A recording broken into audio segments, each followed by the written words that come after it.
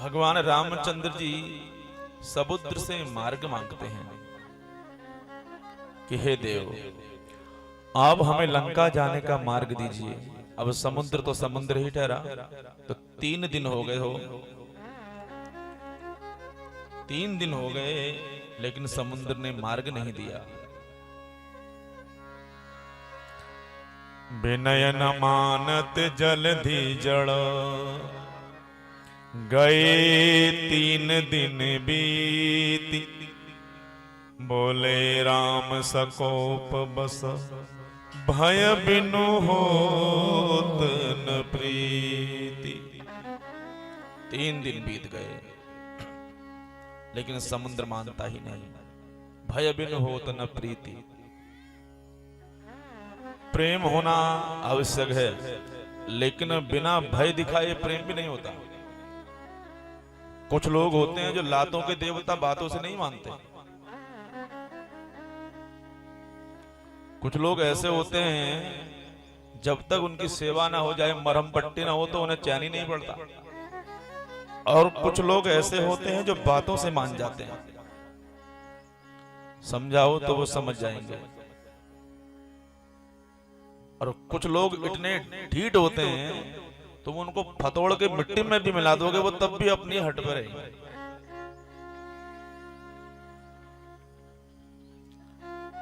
मानता नहीं है समुद्र। लक्ष्मण जी, तुम धनुष बाण लेके आओ, मैं अग्नि बाण से अभी इसको सुखाड़ डालता हूं। ये मूर्ख है। हम इससे प्रेम से बात कर रहे हैं, लेकिन ये हमको, हमारी बात को नहीं मानता। अक्सर ये देखा गया है सज्जनों कि हम जिससे बड़े प्रेम से बात करते हैं, वो दूसरा व्यक्ति शायद इस प्रेम भरी भाषा को हमारी कायरता समझ बैठता है, लेकिन उसे ये नहीं मालूम कि इसका स्वभाव ही ऐसा है।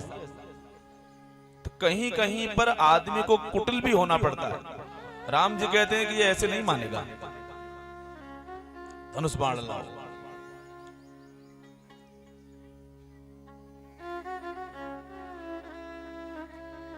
कौन कौन से ऐसे लोग हैं जिनकी समझ में बातें नहीं आती। ममता में फंसे हुए मनुष्य को ज्ञान की बात समझ में नहीं आती।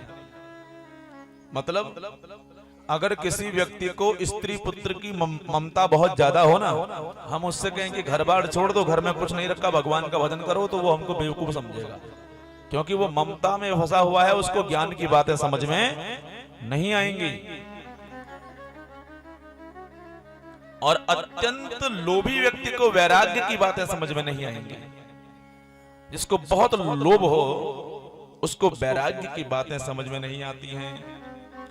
और जो व्यक्ति बहुत ज्यादा क्रोधी हो, उसको शांतिपूर्ण बातें समझ में नहीं आती।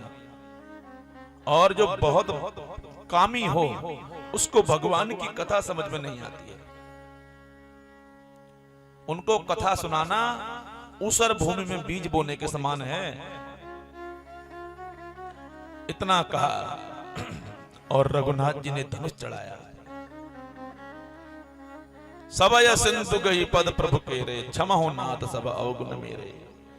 जैसे ही भगवान ने धनुष का संधान किया तो प्रकट हो गया, चरणों में प्रणाम किया। हे नाथ, त्राहि माम त्राहि माम त्राहि माम, मेरे अपराधों को क्षमा करें, मैं कहां जड़, मैं जड़ बुद्धि।